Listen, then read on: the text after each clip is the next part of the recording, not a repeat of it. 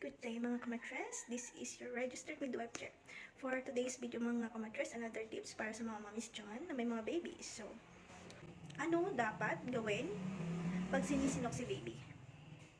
So, actually mga mommies, ang sinok is di naman siya talaga delikado kay baby. Kahit wala tayong ibibigay na gamot or intervention is, a lot of times naman talaga is, ang sinok ay kusang nawawala. So, nagkakaroon ng sinok or hiccup si baby. Halimbawa na lang, kung ang baby nyo is nakaswallow ng excess air. Usually kasi, nangyayari talaga pag ang baby ninyo is mabilis dumede, mabilis kumain, or nasobrahan sa pagkain or overfeeding na tinatawag. Ano dapat natin gawin mga mamis kung si baby ay sinisinok?